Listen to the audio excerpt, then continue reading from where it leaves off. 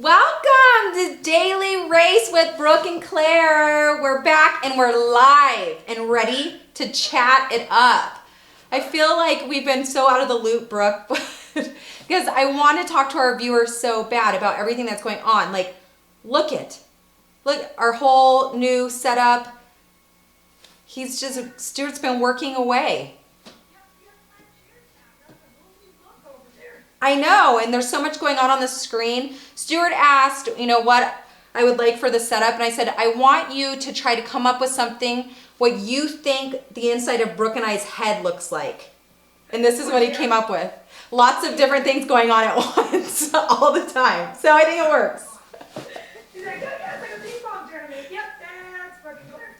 ADHD to the highest, fullest extent, but whatever, it works.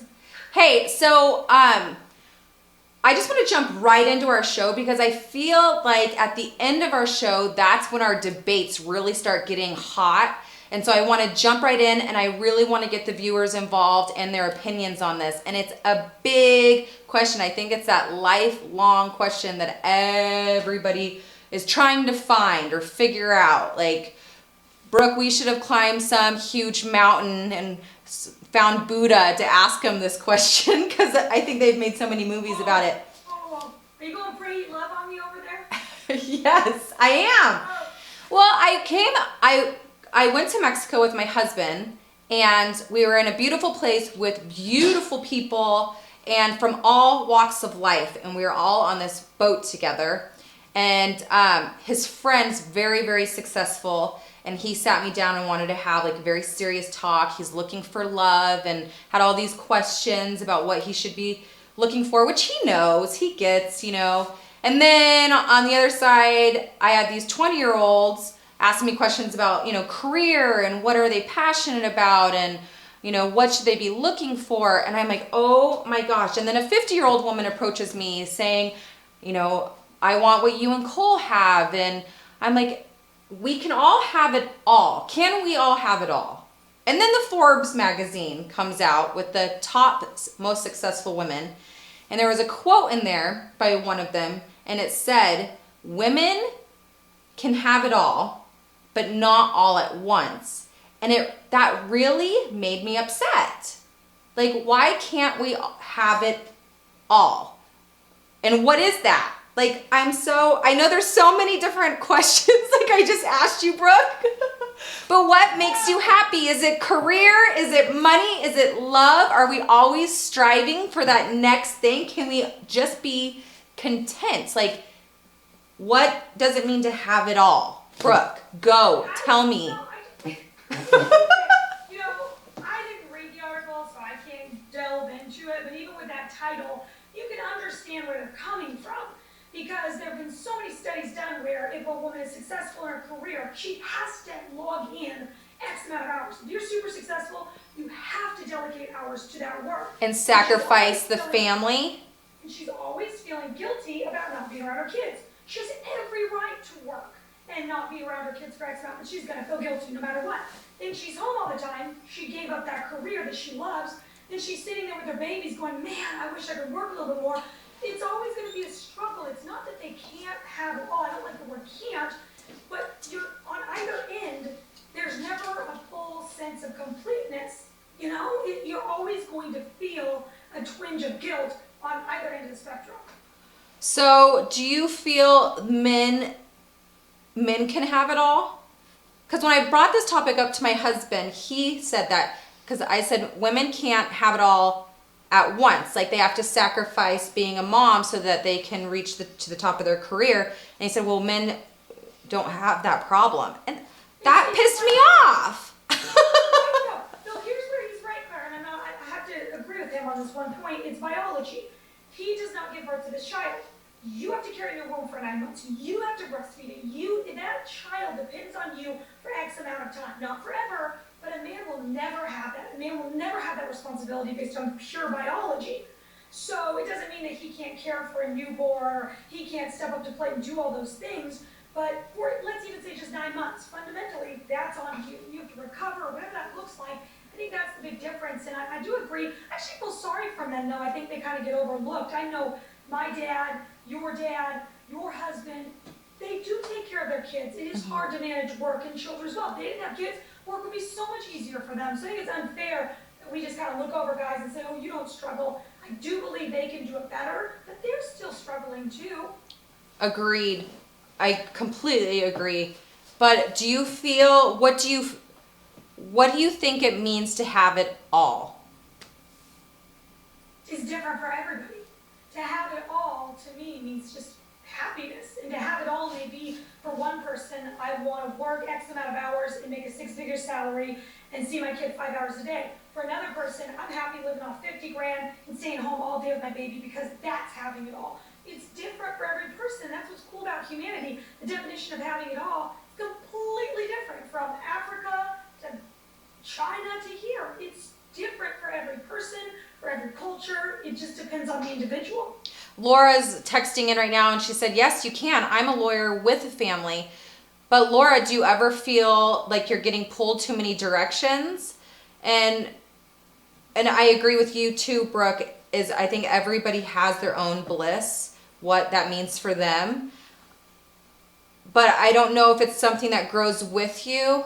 Because I know for my husband, you know, he climbed the ladder and he reached success and then he always wants to go and find another goal. So it's like right when he finds that, he goes and does it again. Where I'm just free flowing. I'm like, I like where I am. I am content and happy. But can you have that feeling of bliss is it a moment that you feel blissful, or is it something that you could create a lifetime of? You just nailed it on the head. Having it all is a choice. Because you define what it is, having it all. Having it all is a choice. Right now you can say, I have it all. I don't feel I have it all because I still want children. Right. So I feel right now, but there are women out there like Oprah that say, I don't want to put children through that because I'm so happy with my career, it wouldn't be fair to them. So her definition, she has it all. Oprah's saying without children, that's what I really want to bring up too. When they use this whole thing about having it all, they're talking about always managing children and career. Someone like Oprah is perfectly content, and I sometimes think that other females go, she can't really be happy because she doesn't have kids. Well, that's not true either. It's right. Your definition and your choice to define what having it all is to you. Oprah made that choice, and that Laura the lawyer that just emailed in says her choice, she has it all. That's their definitions. Well, that's why I'm so excited, because tonight we have Mona on from Amazing Race. So we get to talk to her. She's a mother, she has a career, and then she has her own outlet of how she deals with all the stress of life, which is super cool, woman power.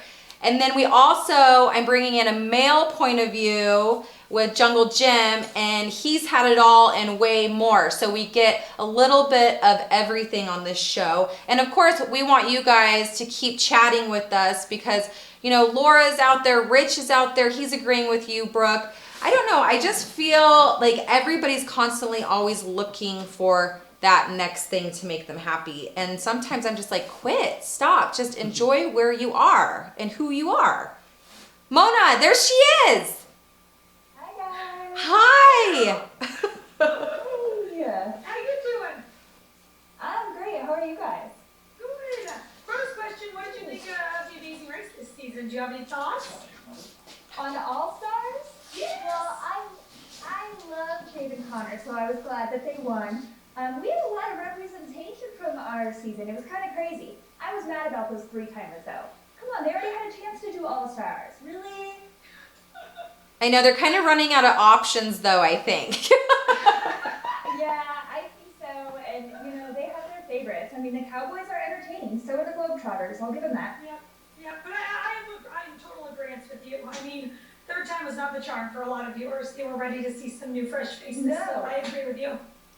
The final episode though was really interesting. It was actually the only one that I hate saying this, but I really enjoyed watching. I was actually on the edge of my seat, and that hasn't happened in a long time.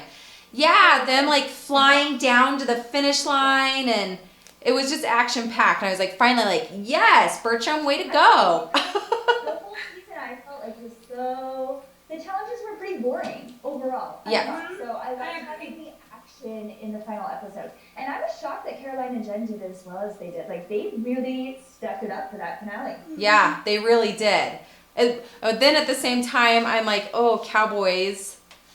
gave them the pass. They should have been up there rather than the girls, but that's the Amazing Race for you. Right? How it works. You never know how it's going to affect you. So now the next season of Amazing Race has already started and they launched it in New York. What do you girls think about that? I think that's crazy. They have never released the cast beforehand, like while the race is actually running, which is going to be interesting because, there's so many fans around the world that follow online, like via blogs and say what the teams are doing and where they're at. So I wonder if it's going to kind of really spoil it this time, being that they're totally out there. I think it is finally time that CBS, or not CBS, but Amazing Race, welcome to modern times. Everyone's tapping into social media, bringing in relevancy, making it current. Every reality show out there is finding a way to navigate and weave that story to make it current and relevant and involve the fans. And I feel like CBS has kind of been the curmudgeon of reality television and stuck back in a time that hasn't allowed the viewers to really interact with the castmates. So I was so excited to finally welcome to the real reality of reality television now and have them involve the fans for the first time. And finally they get social media. So I was kind of excited about it. Mona, people are going crazy that you're on right now. They're like, Mona and Beth are our favorite. Holy cow, how'd you get Mona on? But people are asking, Mona, what was the hardest part of the show for you? Oh my gosh, the hardest part of the show is that I was starving and exhausted the entire time. We were not prepared for how little we ate and how little we slept. Like, you were just running on nothing, and viewers don't get that perception because they're watching it over a 11-week period, and here we are running this race over 25 days, like not eating, not sleeping at all. I was shocked at how much that affected me. I stood in front of a Starbucks in an airport and cried because I wanted a coffee so bad, and we had no money. Oh my gosh, that happened to Brooke and I. Brooke begged me for extra cash so she could get a Starbucks. Like, begged. I'm like, fine, take the money, I don't care. I was an angry elf, and I'm like, Mona, what Brooke and I did is CBS actually packs the camera crew lunches, and we just started eating our camera crew's lunch. We were like, screw you guys, we need to eat. They didn't let us take any of their food. I wanted to. I was like, hey, look, there's a sandwich in the backseat of the car. And they're like, nope, that's ours. You can't touch that. Oh, we just took it. They're like, are you eating back there? I'm like, no. What? I'm such a rule follower. I should have just taken it. Lame.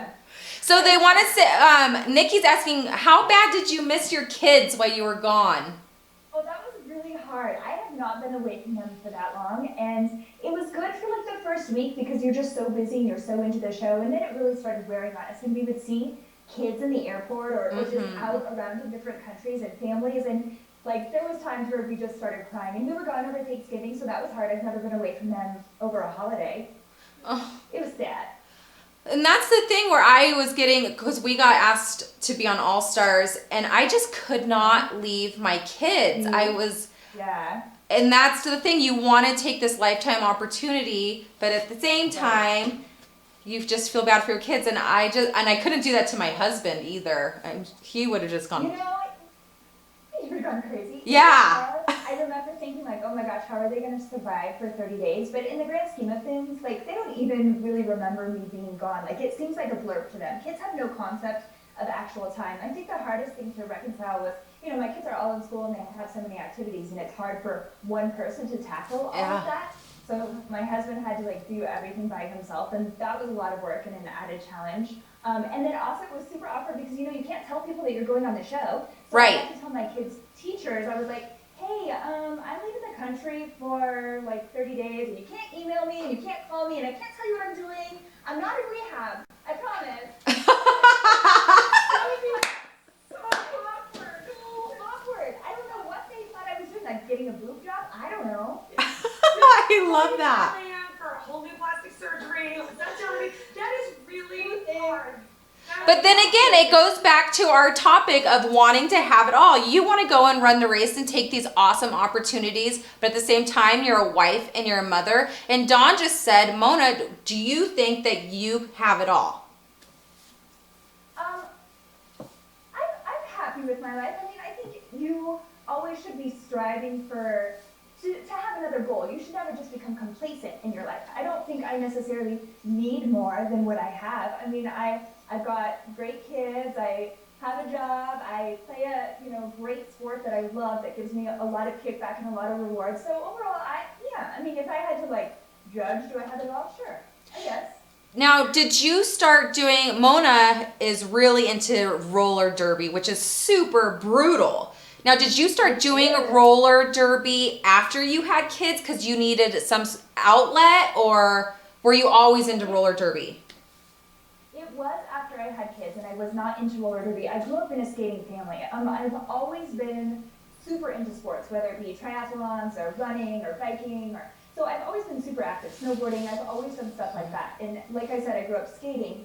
I had a fellow mom introduce me to the sport. She played for a small league in my town and found out that I used to skate or grew up skating and bugged me until I went to a practice. And I went to one practice and I was like, oh my gosh, I have to do this.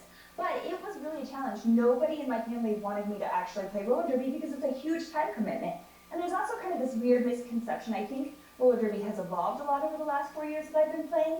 But typically, if you think of roller derby, like, you kind of think it's this alternative, weird, showy type of sport, and it's really not that at all. It's evolved so much. I mean, it's the fastest growing women's sport. It's super, super competitive. Really? We have divisions, we have a governing body, we travel internationally, we travel all over the US. Big deal. So from an outsider's perspective, Big deal. I had an opportunity to locally cover in San Diego. They have a thing called Derby Dolls, and that's exactly what they said. These women are traveling their country. It's becoming truly a sport where, I think the movies and television sensationalized it through short skirts and cute costuming. Right. They sexualized it, which was a disservice to a sport that is extremely difficult and have truly talented athletes. And so, how do you overcome those stereotypes, those media stereotypes?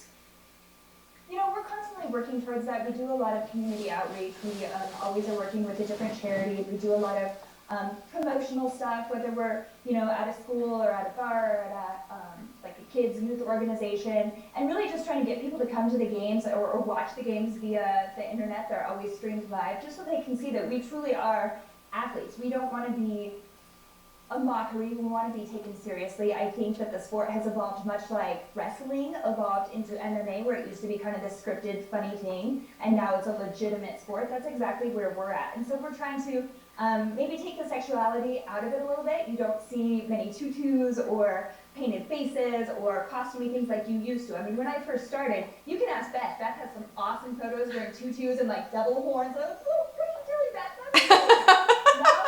That was like the standard. Nobody wears that type of stuff. We're wearing capris. We're wearing like, uniform tops that you would see on any professional athlete. So I think we're slowly kind of working in that direction. Talk about some women empowerment. Are your kids so proud of you, or do they think it's a little strange? It's hard to tell. I think maybe hindsight will be 20/20 with them, and they'll look back when they're in their mid-20s or 30s and be like, yeah, my mom was kind of cool. But right now, they're like 8 and 10 and 15, and they only care about what they're doing. I mean, they like to come and watch my games, and they tell people every once in a while, but they're pretty unimpressed with me. Is how dangerous a sport it is, and how these women get injured. And the number one injury is breaking your clavicle. They say is the number one injury. You broke your ankle? I broke my ankle. I have a plate and 8 screws, and I have a really messed up shoulder right now. I think it's probably going to need some surgery, but I'm holding off because I've got to make it through this season. Oh my gosh. It's crazy. We get hurt. It's full contact. Mona, you are such a great inspiration to all little girls and women out there. And just from a mom perspective, I think that roller derby would be something great for me to do, because I just feel sometimes my 3-year-old can push my buttons like nobody that I've ever met before in my life. And I'm like, where can I put this frustration? Where can I, rather than take it out on him? Yeah, like, it's not the terrible 2s, it's the terrible 3s, by the way. Oh my gosh. Get through 3, get a little bit better. I just don't know what to do with him right now. We are just at each other's throats. But I mean, I'm just in the middle. I'm right in the middle of it. So, but that's what when I was researching you, I'm like, this is so cool that she's a mom, she had a career, and now she got her own outlet to what helps her, what defines her. And I think that it kind of comes full circle of where I was going with, can you have it all? You have to find that for yourself and make it happen. And I was lost for a long time being a new mom. Like, is this all I am? I'm just a mom and a wife. Like, all I do is... Yeah, I think a lot of women tend to lose their identity when they become moms, and they're so into... And it's hard because your children require so much work and so much effort, and you do have to dedicate so much time to them, but you also have to have something on the side that's for yourself, because it is easy to get lost, and then, you know, you don't want to wake up 10 years from now and be like, who am I? What do I like? What do I enjoy? Where did my life go? So I think you need to constantly try and find a balance and do something for yourself too, and your kids will see that. I think that'll be rewarding for them to see that, hey, my mom is my mom and she loves me and she's there for me, but she also has things that she does for herself and she also has passion for life. I love that. And that pretty much wraps it up, Mona. You just nailed it right on the head. So, Mona, I just want to say thank you so much for joining us. You are such an inspiration. Thanks for having me. And Love it. we love you, but I don't want anybody to go anywhere because now we are going to have the male perspective, and his life story is so entertaining. And I think he says you definitely could have it all. Bill and Andy are saying it's not possible to have it all. So stay tuned. We'll be right back.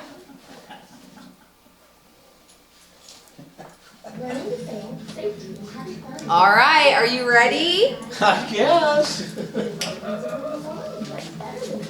Sounds like girl talk. It is girl gossip. Is it? Yeah, but now you get to Now I chime get in. to put in my 2 cents. Yeah, well, you've seen it. You've lived it, right? Girl talk. No. Well, I'm sure Yeah. you've been in a lot of girl talk too. More than I care to mention. You know, my husband gets sucked into it. He's like, I'm losing brain cells. I'm like, oh, whatever. So what is this show? So the show is about can you have it all, and what is that? Are you always searching for that? Like you became super successful, but when you reached your goal, were you happy when you got there? That's what I'm going to be asking you. And then you went to Burning Man and you were like, did it just change your whole thought process of what you actually thought was bliss and what you wanted? Right. It's funny how it changes. Yeah. It changes every day. And that's exactly what we're talking about. Is it something that No, you're... I heard. That was interesting. It was good. I've just come across so many people at different walks of life, and they're always constantly looking for something. And I'm like, why? I know. Just be happy. It's crazy. I know. That's exactly right. That's what I You know, told my it's- friends. It's, yeah. People, I see people chasing the almighty dollar and you know, basically running themselves ragged and stressing and you know, I guess it's so much of it comes down to where you are in life. I mean, I've been so broke, I have to quit big.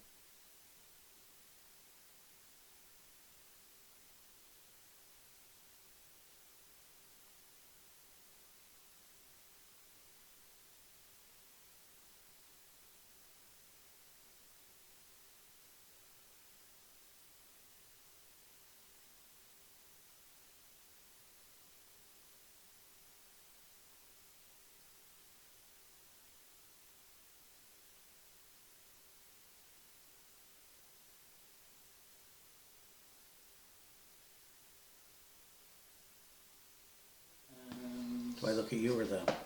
You can do both. Hi, we are back. And I brought back, we call him Jungle Jim. And he has a very, very unique story that, Hello, Jungle Jim. Hi, how are you? I see short shorts. Is it hot there in Reno, Nevada? I love it out here in Nevada. I like your glasses. You're coming in hot.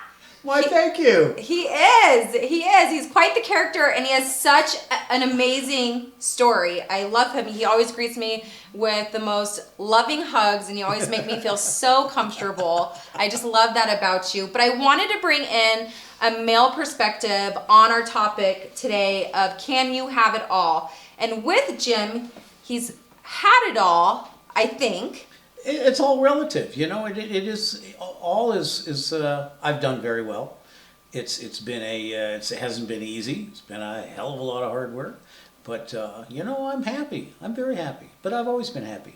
So tell our viewers a little bit about who you are and what you did. So you climbed the ladder. You had a goal and you reached it, and you were very, very successful. I didn't necessarily have a goal. I have been in the microelectronics industry for, you know, I started in 1972, long time ago, as a grunt in a new technology startup, and I embraced it. I loved it. I took it as a challenge, and I learned everything I could about it. And you know, within 10 years, I had 100 people working for me, and year after year, co-founded 3 or 4 or 5 companies. You know, all kinds of wonderful stuff. I have parts that I made on the rover on Mars. That's my claim to fame. You know, it's I came to Nevada about 15, 16 years ago as a consultant to help a company that was in terrible shape. They were basically bankrupt. I ended up buying the company and turning it around, and the company's doing extremely well. I got away from it about in 2008, same year I went to Burning Man for my first year. So that's where it comes in, though. So you got to the top of your success where you wanted to be, and then did something click where you were like, this isn't what I want? Or no, it wasn't like that at all. I mean, I never, in salary surveys back then, I was the lowest paid CEO in Carson Valley. I did not take a lot of money out of the company. I always put money back into the employees. I treated the employees very, very well. So I never got really rich. I was always happy. I worked hard. I wanted to retire. I was, you know, getting tired of working, and I wanted to enjoy myself. Mm-hmm. And so the fellow that I ran into, Malcolm Hill, had grown the only $80 million thin film company in the world. And it was just one of these sets of timings where he had an opportunity. He was looking for an opportunity. He had sold out of his big company, and I was looking for someone to come and help me with my company. And it was just one of these match made in heaven. I ended up I didn't give him anything. He has earned almost half the company. Mm-hmm. I basically got it to him. And in exchange, he has done a wonderful job of running the company. And so I have that, the income that comes from that. Retired that same year and went to Burning Man. And I found at Burning Man this incredible community of people that I fell in love with. You know, I was a hippie as a kid, I had a ponytail. And you had a ponytail? I had a ponytail down the middle of my back, and lived Haight-Ashbury for a while. And you know, when I retired in 2007, I was Entrepreneur of the Year. I've got probably 5 or 6 patents. I've got, you know, I was quite successful. Mm-hmm. And I loved it. I think the important part of whatever you do in life is be passionate, no matter what it is. And that's that's how I am with Burning Man. That's how I am with this hotel. Mm-hmm. You know, this place is something that I didn't intentionally go and look for a hotel to turn into a burner hotel. I had to invest some money in real estate with my brother, found this place and looked at it, and it was so ugly and so disgusting. Where you're sitting right now is just disgustingly dirty. And so we talked to the community. I talked to the Burning. I know. Well, you know, this place, when we took it on, even some of my hardcore burner friends who knew this community, and I talked to them, and they said, "Great idea, you're crazy. You can't, it's too much work." And I had seen what the Burning Man community could do. We built Temple of Transition here in Reno in 2011, and I saw this community of hundreds and hundreds of people come and work for months and months and months, building this giant art project that we took to the playa and burned. And I saw how dedicated, and I got to know these people, and I fell in love with them. Mm-hmm. And so this building came along. And so I talked to 20, 30, 40 of my friends and said, if I buy this building, is this something you guys think is cool? I think it's cool. And, you know, the rest, as they say, is history, and that's so true. I mean, this place right now is so beautiful. It's still not done, but all the rooms upstairs, I mean, they're all done by different artists, and the place is clean and beautiful. And we have this event center out in the backyard now where we can have, we had 500, 600, 700 people out here last weekend for a party. And it's So we have amazing. people coming in from all over the world. So We- they don't know much about Reno. So obviously it's a place they can come and visit. But for people that are tuning in from all over the world and they have seen the ups and downs of your life, I mean, everyone has that. You look Sure. back at your entire life, it's a book, and it's going to be a tidal wave of emotions. If you could look back, what would you say is your favorite time? If you could go back in time to one place, what does that look like for you, and what made you happy in that time? You know, I think I mean, there's been several changing points in my life. You know, one, you know, losing a very close friend, this is 15, 18, 20 years ago, and, you know, in a very violent way. And it made me realize that you could not be here tomorrow. Life goes away so quickly. So live every day. You know, whatever it is you do, be passionate and enjoy it every single day.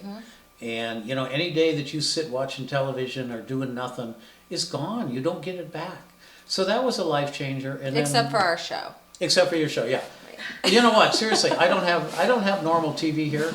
This is what I do when I watch TV, is watch things like this and TED Talks and, you know, things that you get something. People ask me, you know, in my business, a big part of running a company or any part of a company at some level is salesmanship. And every time I drove, which I did a lot of, I'd always be listening in the background to, you know, the psychology of selling and things that got you motivated, so that when you walked in the door to meet a client or something, you had, you're just on fire with ideas. And That's such great advice. It's keeping that energy and keeping that focus. I Yeah. think so many people tune in and tune out, literally. Whether Right. you know, you're talking about wasting your time watching television, or there's a moment in that car where you can't disconnect. You have to be connected. If you want something, you have to always be on Yeah. that radio. It- that it- wave, you it know? feels so good. So many people, they want to go party and play, and, you know, sometimes, and most of the time I say, you know what, I got stuff to do.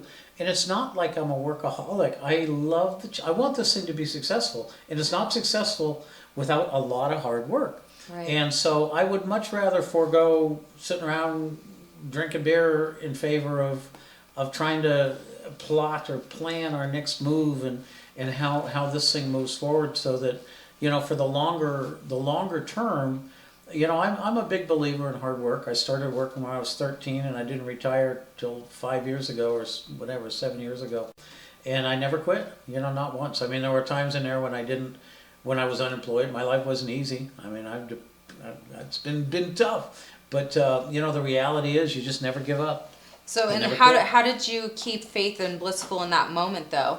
Oh, there's a lot of times when I wasn't blissful. You know, we're all human, and you know, it's, if you've got no money and you've got 20 bill collectors pounding on your door, you know, it's hard to be blissful. On the other hand, you can't sit in a corner in a puddle and whine about it. Get out and do something, and Love that. get it done. Panda's writing in right now. She says, Jim, do you feel like you can have it all?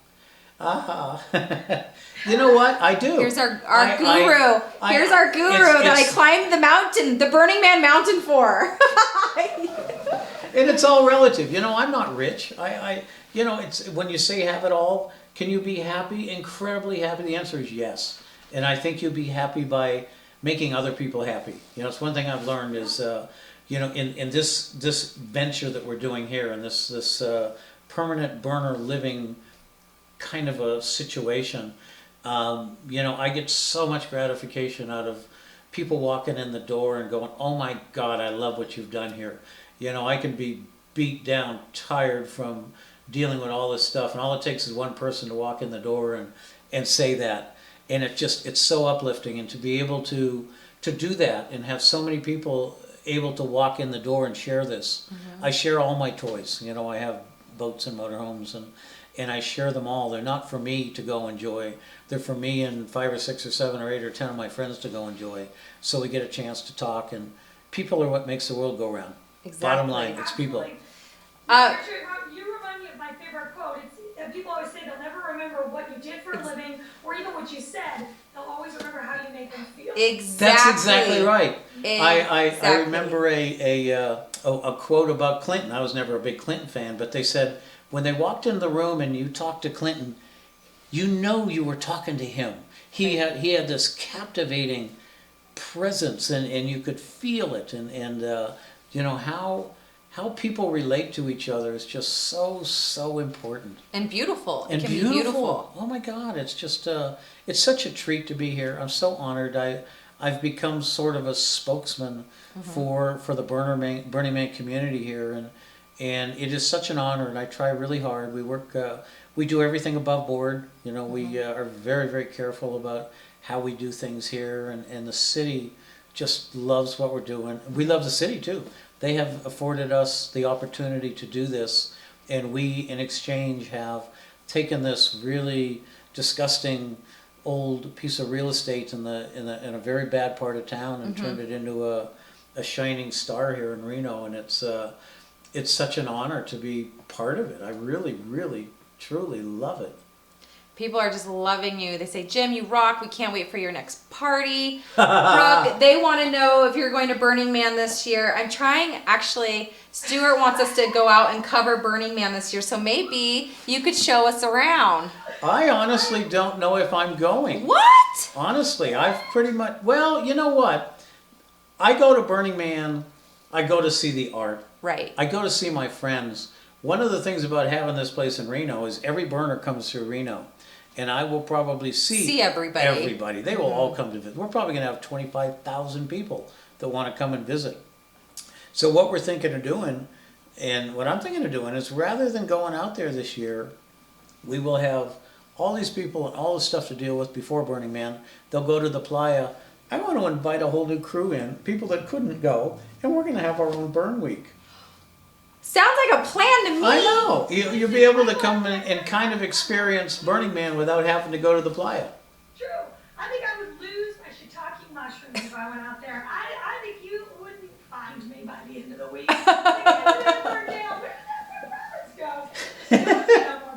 If you- I don't know what would happen to me out there. If you haven't gone, you need to go. It's something that you can watch all the videos you want, and you can read You have to and understand experience it. until you go out there. And I always tell people, the first time you get out there at night and you're 3 or 4 stories up there above the crowd, and you look out over the playa and you see this 50, 60, 70,000 people, every one of them covered in lights and fur and colors, and every art car, every art project, all lit and glowing, and you realize how big this thing is. Yeah. You just got my number. It's all about the costuming. I'd spend It's so much fun. You know, that's I think one of the nicest things, and what keeps me going back to the playa and keeps most people, is you can do and be whoever you want and nobody cares. You know, I mean, people talk about naked people and drugs, and I mean, you can do whatever you want. You know, most people keep it pretty damn clean. They go out there and have a wonderful, wonderful time. And movie stars and actresses and politicians, they're out there too. You just don't know you're talking to them because they got a pointed hat on and they look like a court jester. Well, see, so that wraps up our show right there. If you want to have it all and be whoever you want to be, go out to the playa.